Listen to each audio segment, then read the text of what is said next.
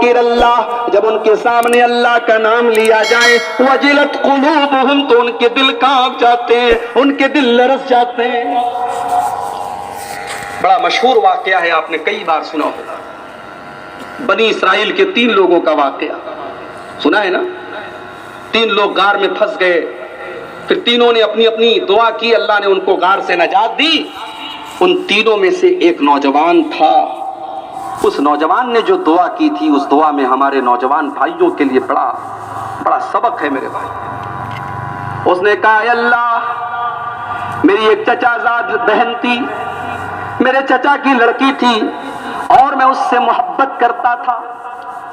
ایک روایت میں یہ الفاظ بھی ملتے ہیں کہ اے اللہ، میں اس لڑکی سے اتنی محبت کرتا تھا جتنی محبت دنیا میں سب سے زیادہ ایک مرد کو ایک عورت سے ہو سکتی ہے۔ یہ سوال بھی ہمارے پاس آتا ہے، مولوی صاحب محبت کرنا کیسا ہے؟ اب مولوی صاحب لوگ یہی سب بتائیں گے، یہی رہ گیا ہے مسئلہ مولوی صاحب کے پاس، محبت کرنا کیسا ہے؟ میں نے کہا بھائی، محبت کرنا اسلام میں بہت اچھا ہے، مگر محبت نہ وہ شادی کے بعد والی محبت اسلام میں ہے، شادی کے پہلے والی محبت نہیں۔ وہ لڑکا اپنی چچا کی لڑکی سے محبت کرتا ہے، اس کا کہنا ہے، لیکن ظاہر ہے وہ محبت اسلام کی نظر میں جائز نہیں تھی، غلط تھی، کیونکہ وہ محبت نہیں، ہوس تھی۔ وہ اللہ کی بارگاہ میں کہہ رہا ہے کہ اللہ، میں بہت محبت کرتا تھا، اس لڑکی کو پانے کے چکر میں رہتا تھا، اور ایک مرتبہ مجھے موقع ملا، گاؤں میں بارش نہیں ہو رہی تھی، سوکھا پڑا تھا، لوگ پریشان تھے، اناج کے دانے دانے کو لوگ ترس رہے تھے، میرے پاس دولت تھی، میرے پاس اناج تھا، میری وہ چچا کی لڑکی میرے پاس آتی ہے، مجھ سے مدد مانگتی ہے۔ میں نے اس سے کہا، میں ضرور تیری مدد کروں گا، مگر تجھے میرا کام کرنا ہوگا، میری برسوں کی مراد کو تجھے پورا کرنا پڑے گا، تجھے اپنا جسم مجھے دینا ہوگا، اپنی عزت میرے حوالے کرنی ہوگی، میں تجھے 100 دینار، ایک روایت میں 100 دینار کا ذکر ہے، ایک روایت میں 100 درہم کا ذکر ہے، میں تجھے دے دوں گا، لیکن تجھے میری بات ماننی پڑے۔ وہ عورت بیچاری، وہ لڑکی بیچاری مجبور تھی، حالات کی ماری ہوئی تھی۔ اس نے کہا، ٹھیک ہے، میرے گھر والے بہت پریشان ہیں، بھوکے تڑپ رہے، میں منظور کرتی ہوں تیری بات۔ اب وہ نوجوان لڑکا دعا کر رہا ہے اللہ کی بارگاہ کہ اے اللہ، وہ لڑکی تیار ہو گئی اور میں بھی تیار تھا، اور میں قریب تھا کہ میں غلط کام کر دوں، میں بدکاری کر دوں، میں زنا کر ڈالوں، لیکن عین موقع پر اس لڑکی کی زبان سے ایک لفظ نکلا، اس لڑکی نے بس اتنا کہا کہ اتق اللہ، اللہ سے ڈر، اے فلاں، اللہ سے ڈر، میں تیری منقوہ نہیں ہوں، میں تیرے نکاح میں نہیں آئی ہوں، میں تیری بیوی نہیں ہوں، اور میں تیرے لیے حلال نہیں ہوں، تو میرے ساتھ جو کام کرنے جا رہا ہے وہ تیرے لیے جائز نہیں ہے، اتق اللہ، تو اللہ سے ڈر۔ بخاری اور مسلم کے الفاظ ہے، وہ نوجوان کہتا ہے کہ اللہ، جب اس لڑکی نے تیرا نام لیا، اس کی زبان سے تیرا نام میں نے سنا، اے اللہ، تیرا ڈر میرے دل کے اندر آ گیا، تیرا نام سن کر کے میں کانپ گیا، میں نے اپنے گناہ کے ارادے کو ترک کر دیا، میں اس لڑکی کو چھوڑ دیا، میں نے 100 دینار بھی اس کے حوالے کر دیے، اور میں نے آئندہ کے لیے سچی توبہ کر لی۔ اے اللہ، اگر یہ کام میں نے تجھے راضی کرنے کے لیے اور تیرے ڈر سے کیا تھا، تو اے اللہ، اس مصیبت میں آج ہم گرفتار ہیں، تو اس مصیبت کو دور فرما دے۔ اللہ کے نبی فرماتے ہیں، جب اس بندے نے دعا کرنے کے بعد ہاتھ اٹھائے، اللہ تعالیٰ نے ان کی جو چٹان تھی اس کو کھسکا دیا، اور تینوں کی دعا کے بعد چٹان ہٹ گئی اور تینوں غار میں سے نکل گئے۔ یہ ہوتا ہے ایک مومن کی پہچان، یہ ہوتی ہے میرے بھائی، الذین اذا ذکر اللہ، میرے مومن بندے تو وہ ہوتے ہیں جب ان کے سامنے اللہ کا نام لیا جائے، وجلت قلوبہم، تو ان کے دل کانپ جاتے ہیں۔ ابھی مارچ کا مہینہ چل رہا ہے، دوپہر کی سخت وقت تو دھوپ میں آپ گھر کے باہر نکلے، آپ سے گرمی برداشت نہ ہوگی، آپ سوچیں گے بہت ضروری کام ہے تبھی میں گھر سے نکلوں گا، آپ گھر میں آ جائیں گے، آپ پنکھے کی ہوا میں اور کولر کی ہوا میں اپنا ٹائم گزاریں گے۔ میرے پیارے ساتھیوں، کل قیامت کے دن جب یہ سورج 1 میل کی دوری پر ہوگا، جب یہ سورج 1 میل کی دوری پر ہوگا، اس گرمی میں، اس پریشانی میں اللہ تعالیٰ اپنے کچھ بندوں کو اپنے عرش کا سایہ دے گا۔ ان خوش نصیب بندوں میں ایک بندہ وہ بھی ہوگا، اللہ کے نبی فرماتے ہیں وَرَجُلٌ دَعَتْهُ امْرَأَةٌ ذَاتُ مَنْصَبٍ وَجَمَالٍ، وہ انسان بھی ہوگا جس کو کوئی خوبصورت عورت، کوئی پیسے والی عورت گناہ کی دعوت دے اور وہ یہ کہہ کر کے ٹکرا دے انی اخاف اللہ، میں اللہ سے ڈرتا ہوں۔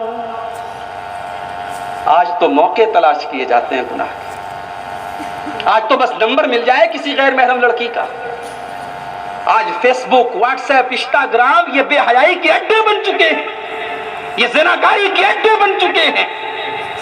اور ایک نیا ٹرینڈ چلا ہے فیس بک پر بھائی بہن بنانے کا، لڑکی کی آئی ڈی ہے، لڑکا میسج کر رہا ہے السلام علیکم میری اسلامی بہن۔ یہ اسلامی بہن کیا ہوتا ہے بھائی؟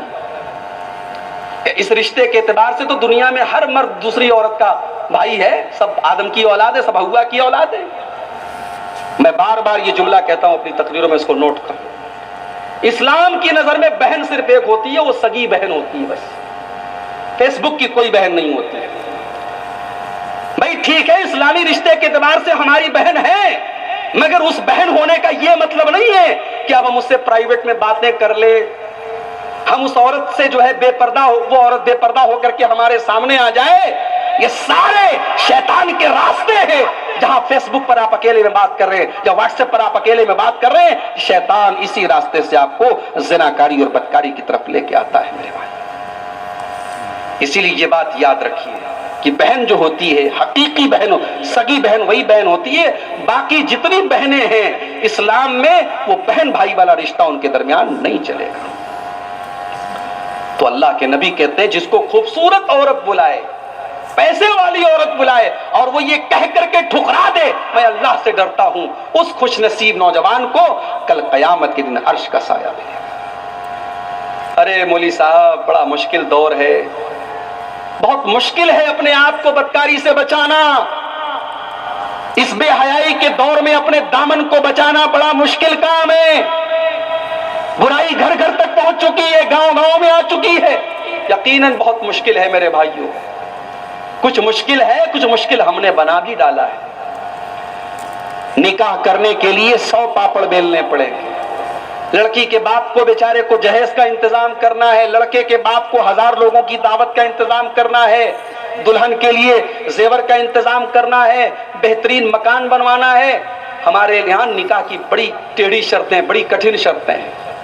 زنا کے لیے کوئی شرط نہیں ہے، زنا بالکل آسان ہے، بدکاری بالکل آسان ہے، چند پیسوں میں آج زنا ہو جاتا ہے میرے بھائی۔ جب تک ہم اس نظام کو صحیح نہیں کریں گے، ہم جب تک اپنے نکاح کے سسٹم کو صحیح نہیں کریں گے، جب تک ہمارے یہاں نکاح آسان نہیں ہوگا تب تک زنا مشکل نہیں ہوگا، اور جب تک زنا مشکل نہیں ہوگا تو پھر اس قرآن کی ان آیتوں پر عمل نہیں ہو سکتا ہے جن میں زنا سے بچنے کا حکم دیا گیا ہے۔ حالات تو خراب تھے، حضرت یوسف کے دور میں بھی خراب تھے۔ حضرت یوسف علیہ السلام جس عورت کے گھر میں رہتے تھے اسی عورت نے ان کے اوپر ڈورے ڈالے، اور کیسے ڈورے ڈالے قرآن بیان کرتا ہے۔ وَرَابَدَتْهُ الَّتِي هُوَ فِي بَيْتِهَا وَغَلَّقَتِ الْأَبْوَابَ، حضرت یوسف علیہ السلام جس عورت کے گھر میں رہتے تھے اس عورت نے گھر کے سارے دروازے بند کر دیے۔ ہائے ہائے، عورت جب خود دعوت دے، عورت جب خود شکار کے لیے آئے تب مرد کا بچنا، یہ کمال کی بات ہے میرے بھائی۔ اس عورت نے گھر کے سارے دروازے بند کر لیے، وقالت حیت لک، اور کہنے لگی ہے یوسف میری باہوں میں آ جاؤ، میرے پاس آ جاؤ۔ قال معاذ اللہ، حضرت یوسف نے فرمایا اللہ کی پناہ، اللہ کی پناہ، انہو ربی احسن مثوایا انہو لا یفلح الظالمون۔ کہا ہے زلیخا میں اتنا غلط کام تیرے ساتھ کیسے کروں؟ زنا کرنا تو ایسے بھی حرام ہے، بدکاری کرنا تو ایسے بھی پاپ ہے، اور تو میرے محسن کی بیوی ہے، تیرے پتی نے، تیرے شوہر نے مجھے اس گھر میں ٹھکانہ دیا ہے، میں جس کی تھالی میں کھایا اور میں جس کے گھر میں رہا، میں اسی کی بیوی کے ساتھ اتنا بڑا غلط کام کر دوں، انہو لا یفلح الظالمون، اتنا بڑا ظلم میں نہیں کر سکتا۔ جانتے ہو کبھی کبھی گناہ سیم ہوتا ہے مگر سچویشن کے اعتبار سے گناہ کا خطرہ بڑھ جاتا ہے۔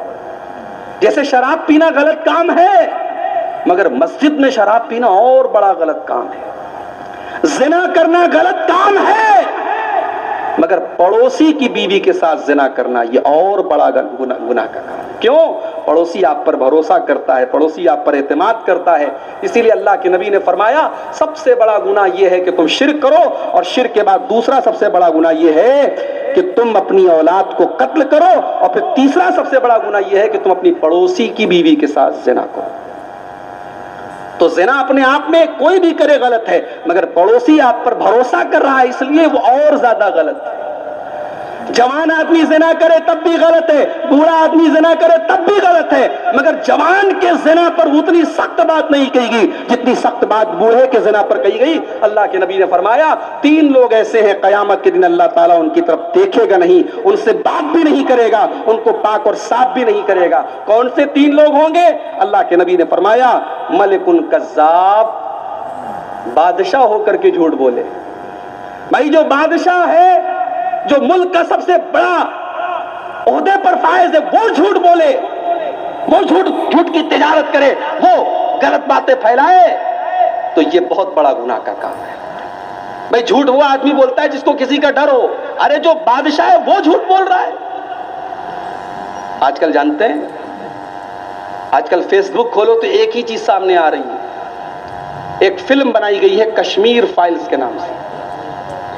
اس فلم میں یہ دکھایا گیا کہ 30 سال پہلے کشمیر میں پنڈت بھائیوں کے اوپر ظلم ہوا، ان کو ان کے گھر سے نکالا گیا، اسی کہانی کو دکھایا گیا، اور اس فلم کے اندر یہ دکھایا گیا کہ جتنے مسلمان اس وقت تھے کشمیر میں ان سب نے ان ہندوؤں کے ساتھ ظلم کیا، یہاں تک کہ مسجد کے اماموں نے، مؤذنوں نے، سب نے ظلم کیا۔ ایک پوری قوم کو کرمنل اور مجرم اس فلم کے اندر دکھایا گیا ہے، اور آج پورے زور و شور سے اس فلم کا پرچار کیا جا رہا ہے، اور ہمارے دیش کے کئی اسٹیٹ میں اس فلم کو ٹیکس فری کر دیا گیا ہے، اور عوام کو فیس بک کے اوپر اپیل کی جا رہی ہے کہ اس فلم کو دیکھیں۔ کیا مقصد ہے اس فلم کا؟ مقصد یہ ہے کہ ملک کا ماحول خراب ہو، نفرت پیدا ہو، ہندو مسلم کے درمیان کھائی پیدا ہو۔ میرے پیارے بھائیوں، اگر کشمیر میں ظلم ہوا تھا اور ظلم کے اوپر فلمیں بننی چاہیے تو 2002 میں گجرات کے اندر 2000 سے زیادہ مسلمانوں کو جلا ڈالا گیا، ان کی عورتوں کی آبرو ریزی کر دی گئی، حاملہ عورتوں کے پیٹ میں نیزے مار کر کے معصوم بچوں کو نکال کر کے جلایا گیا۔ میرے پیارے بھائیوں، کیا اس کانڈ کے اوپر فلمیں نہیں بننی چاہیے؟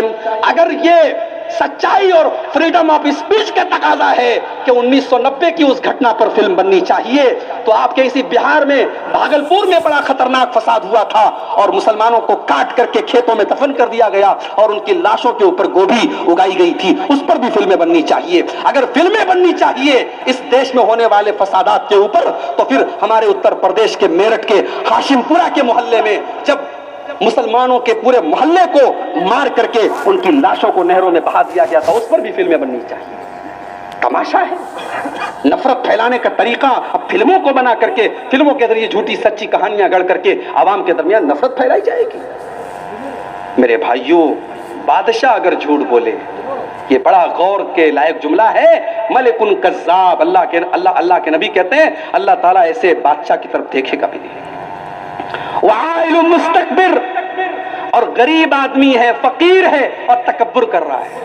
بھئی ایک آدمی پیسے والا ہے، تکبر کر رہا ہے، بات سمجھ میں آتی ہے، اس کے پاس پیسہ ہے، گناہ تو تب بھی ہے، مگر غریب آدمی تکبر کرے، فقیر آدمی تکبر کرے، گھمنڈ کرے، یہ اور بڑا گناہ ہے۔ اور تیسرا وشیخ زان، بوڑھا آدمی اگر زنا کرے، بڑھاپے کے اندر جب انسان کی خواہشیں مر جاتی ہیں، دب جاتی ہیں، اس عمر میں اگر کوئی زنا کرے تو یہ اور بڑا گناہ ہے۔ اسی لیے حضرت یوسف علیہ السلام نے کہا کہ اے زلیخا، میں تو تیرے شوہر کی پناہ میں رہا اور اس نے مجھے اس گھر میں پناہ دی، میں تیرے ساتھ اتنا بڑا غلط کام کروں یہ مجھ سے نہیں ہو سکتا، اتنا بڑا ظلم مجھ سے نہیں ہو سکتا۔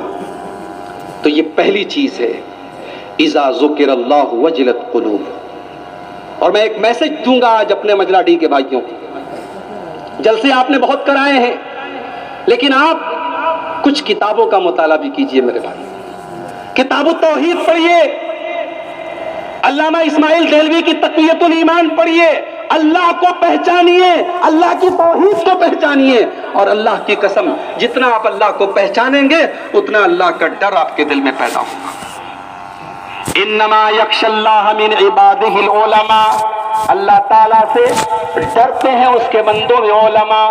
علماء کا مطلب یہاں وہ علماء نہیں ہے جو مدرسوں سے پڑھ کے آئے، علماء کا مطلب جو اللہ کو جتنا جانے گا، جتنا علم حاصل کرے گا، وہ اللہ سے اتنا زیادہ ڈرے گا۔ ارے جس کو پتا ہو کہ اللہ وہ ہے جس کی نظر سے کوئی چھپ نہیں سکتا، جو دل میں چلنے والے خیالات کو بھی جانتا ہے، وہ رات کے 2 بجے بھی اپنے کمرے میں غلط چیزیں نہیں دیکھے گا، وہ راستے میں چلتے ہوئے کسی غیر لڑکی کی طرف نظر اٹھا کے نہیں دیکھے گا۔ کیوں؟ کیونکہ اسے پتا ہے یعلم خائنۃ الاعین وما تخفی الصدور، اللہ تو وہ ہے جو نگاہوں کی چوری کو بھی جانتا ہے۔ وہ اپنے ہاتھوں سے موبائل کے اوپر غلط چیزوں کو ٹچ نہیں کرے گا، کیونکہ اسے پتا ہے کہ کل قیامت کے دن یہ انگلیاں بھی گواہی دیں گی، انسان کی چمڑی بھی گواہی دیں گی۔ شہید علیہم سمعہم وابصارہم وجلودہم، ان کے کان بھی گواہی دیں گے، ان کی آنکھیں بھی گواہی دیں گے، ان کے چمڑے بھی گواہی دیں گے۔ تو اللہ کے مومن بندوں کی پہلی پہچان یہ ہے میرے بھائی، الذین اذا ذکر اللہ وجلت قلوبہم، جب اللہ کا نام لیا جائے تو ان کے دل کانپ جاتے ہیں۔ ایک چیز ہو گئی۔ نمبر 2، وَإِذَا تُلِيَتْ عَلَيْهِمْ آيَاتُهُ زَادَتْهُمْ ایمانا، اور جب ان کے سامنے اللہ کی آیتیں پڑھی جائیں، قرآن کی آیتیں پڑھی جائیں تو ان کے ایمان میں اضافہ ہو جاتا ہے۔ مجھے نہیں پتا آپ کے تراویح کا کیا سسٹم ہے، مگر اب اپنے اہل حدیثوں کے اندر تراویح کے معاملے میں بھی تھوڑی سی سستی آ رہی ہے۔ اب لوگ کہتے ہیں مولوی صاحب روزانہ بس آدھا پارہ تراویح پڑھوائیے تاکہ ہم اطمینان سے پڑھ سکیں۔ کیوں بھائی، ایک پارہ پڑھنے میں جان نکل رہی ہے آپ کی؟ ارے نہیں مولوی صاحب، ایک پارہ پڑھنے میں بہت ٹائم لگ جاتا ہے، ہم لوگ بڑے بزی لوگ ہیں، بہت ہم ویست رہتے ہیں، بڑا کام رہتا ہے، دن بھر ہم مزدوری کرتے ہیں، آدھا پارہ تراویح ہوگی، آدھا گھنٹے میں ختم ہو جائے گی، چین سے ہم گھر آ جائیں گے۔ میرے بھائیوں، یہ سستی اور کاہلی چھوڑ دو۔ رمضان نیکیوں کی سیل کا مہینہ ہے۔ سیل سمجھتے ہو نا؟ سیل، برہروا چلے جائیے آپ، پاکڑ چلے جائیے آپ، بڑے شہروں میں چلے جائیے، دکان پر سیل لگتی ہے۔ ہولی کا تہوار آیا، سیل لگی ہے، عید کا تہوار آیا، سیل لگی ہے۔ سیل میں کیا ہوتا ہے؟ 100 روپے والا کپڑا 50 میں مل رہا ہے، 1000 والا کپڑا 500 میں مل رہا ہے۔ سیل لگتی ہے تو بھیڑ لگ جاتی ہے کسٹمر کی، گراہکوں کی، خریداروں کی، کہ صاحب بڑا اچھا موقع ہے، یہ موقع بار بار نہیں ملتا۔ رمضان نیکیوں کی سیل کا مہینہ ہے میرے پیارے بھائیوں۔ اللہ کی برکتیں بٹ رہی ہیں، اللہ کی رحمتیں بٹ رہی ہیں، آسمان کے دروازے کھلے ہیں، شیطان قید ہو جاتا ہے۔ اس برکت والے مہینے میں جتنا قرآن پڑھ سکتے ہو پڑھو، جتنی نمازیں پڑھ سکتے ہو پڑھو۔ نیکی کرنے کے معاملے میں، رمضان کے معاملے میں سستی مت کرو، رمضان کے مہینے میں سستی مت کرو۔ بھائی ایک پارہ تراویح اگر پڑھی جا رہی ہے، کون سی مشکل آ گئی بھائی؟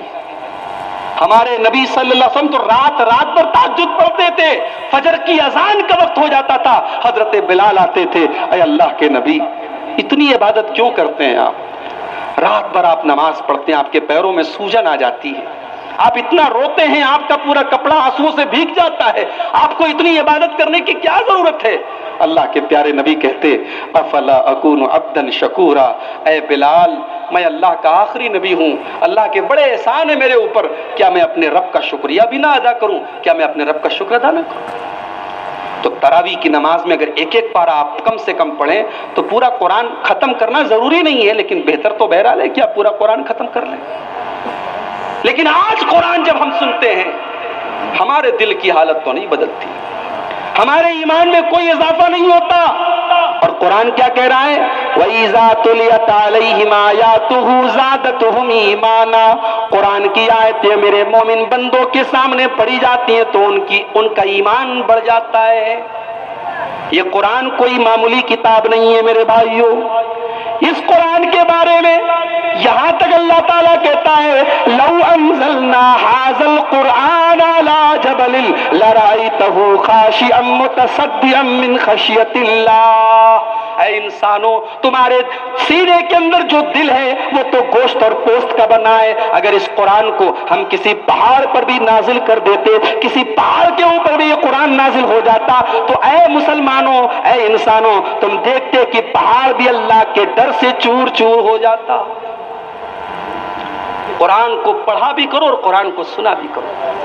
میوزک سننے والوں، گانا سننے والوں، رب کعبہ کی قسم، کسی اچھے قاری کی آواز میں قرآن کبھی اکیلے میں بیٹھ کر کے سنو تو دل پر اثر پڑتا ہے میرے بھائی۔ 2017 میں اللہ نے مجھے موقع دیا مکہ اور مدینہ کے سفر کا۔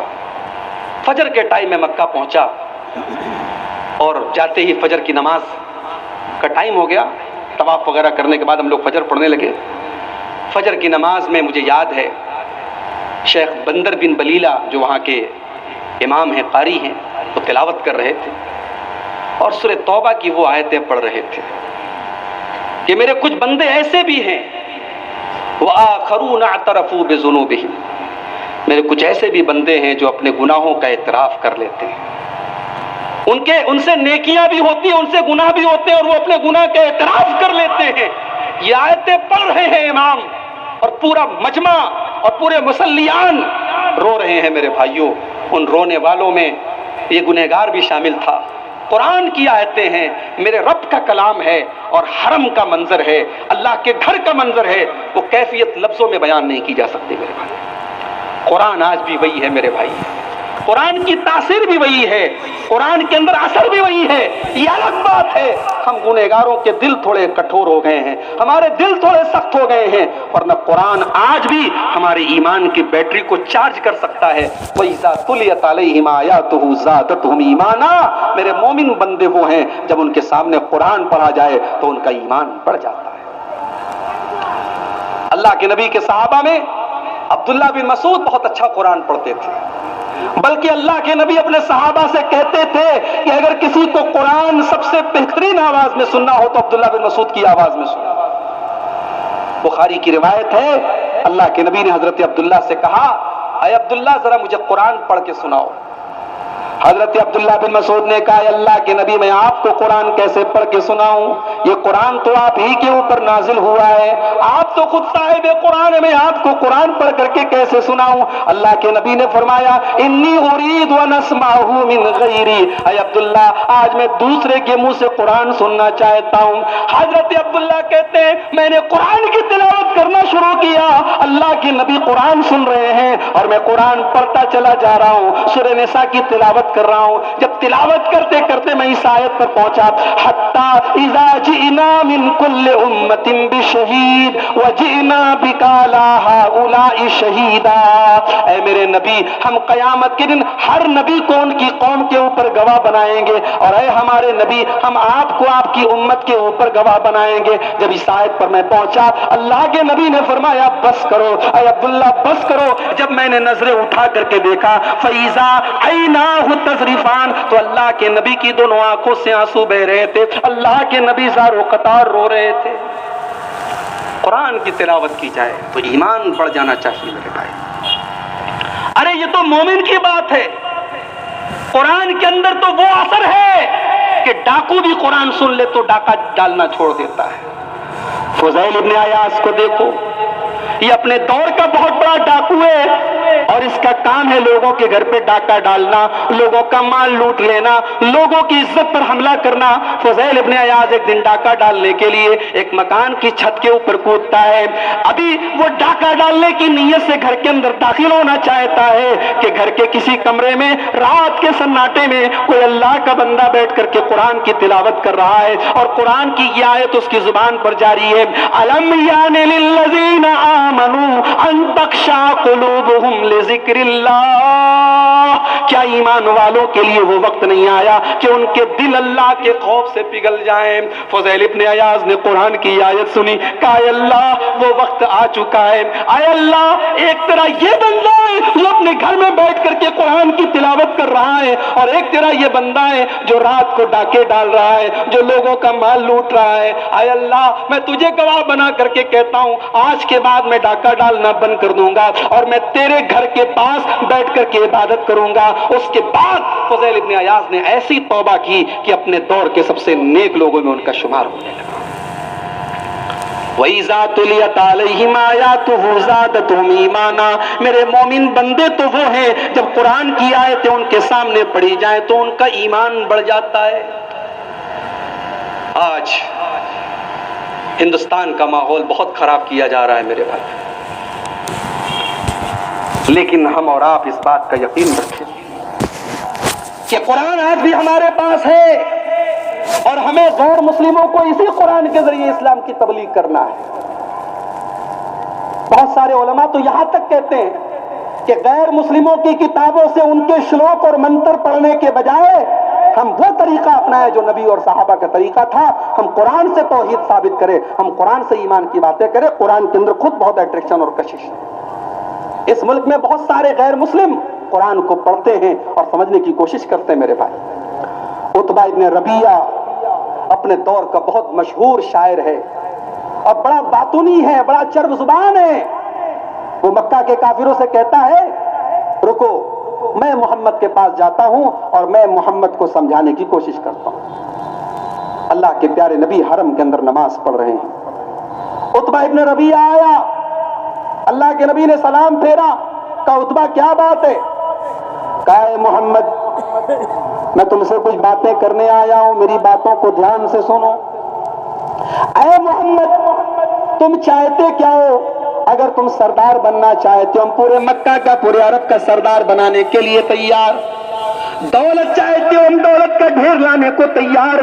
کسی خوبصورت لڑکی سے شادی کرنا چاہتے ہو پورے مکہ کی سب سے خوبصورت لڑکی سے تمہارا نکاح کرا دیں گے۔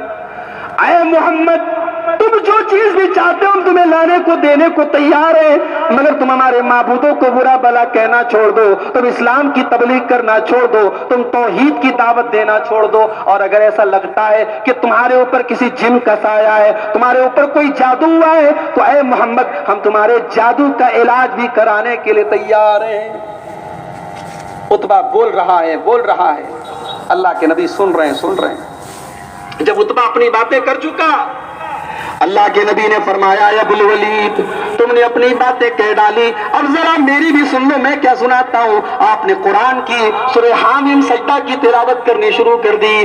حامیم تنزیل من الرحمن الرحیم کتاب فصلت آیاتہ، حامیم یہ کتاب اللہ کی طرف سے نازل کی گئی ہے، اس کی آیتوں کو کھول کھول کر کے بیان کر دیا گیا ہے۔ یہ سورہ حامیم سجدہ کی آیتیں اللہ کے نبی پڑھتے چلے جا رہے ہیں اور عتبہ ایسے بیٹھ کر کے سن رہا ہے، اللہ کے نبی تلاوت کر رہے ہیں وہ سن رہا ہے۔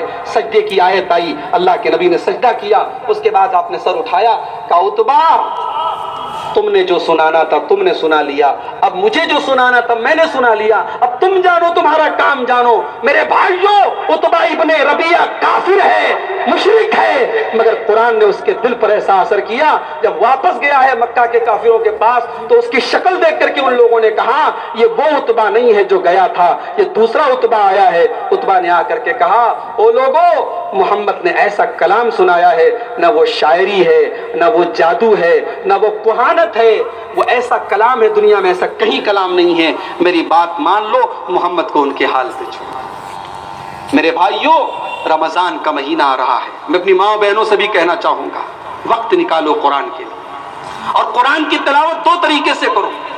ایک تو ثواب کی نیت سے قرآن روزانہ پڑھو، ایک پارہ دو پارہ جتنا بھی آپ پڑھ سکتے ہو، اور ایک قرآن کی تلاوت کرو سمجھنے کے مقصد سے۔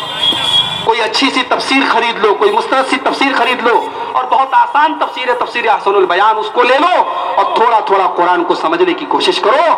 میرے بھائیوں قرآن کے اندر آج بھی وہ تاثیر ہے، وَإِذَا تُلِيَتْ عَلَيْهِمْ آيَاتُهُ زَادَتْهُمْ ایمانا، جب قرآن ان کے اوپر پڑھا جائے تو ان کا ایمان بڑھ جاتا ہے۔ دو چیزیں ہو گئی، اب تین چیزیں اور بیان کر کے میں جلدی بات ختم کروں گا۔ مومنوں کی تیسری پہچان وَعَلَىٰ رَبِّهِمْ يَتَوَكَّلُونَ، اور میرے مومن بندے وہ ہیں جو اپنے رب کے اوپر بھروسہ کرتے ہیں۔ ہمارا بھروسہ کسی حکومت کے اوپر نہیں، کسی سرکار کے اوپر نہیں، کسی کی طاقت کے اوپر نہیں، ہمارا بھروسہ اللہ کی ذات پر ہے۔ اپنا مالک اپنا خالق افضل ہے، آتی جاتی سرکاروں سے کیا لینا۔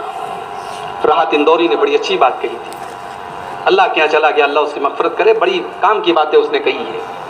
اپنا مالک اپنا خالق افضل ہے، آتی جاتی سرکاروں سے کیا لینا۔ وَعَلَىٰ رَبِّهِمْ يَتَوَكَّلُونَ، میرے مومن بندے اپنے رب کی ذات پر بھروسہ کرتے ہیں۔ میرے بھائیوں، ہمارے نبی نے تو تب بھی اپنے رب کے اوپر بھروسہ کیا تھا جب غار ثور میں آپ اکیلے تھے، ابو بکر صدیق کے ساتھ تنہا تھے اور دشمن بالکل قریب پہنچ گیا تھا۔ حضرت ابو بکر صدیق نے کہا اللہ کے نبی اگر انہوں نے ذرا سا نیچے دیکھ لیا تو ہم پکڑ لیے جائیں گے، گرفتار ہو جائیں گے۔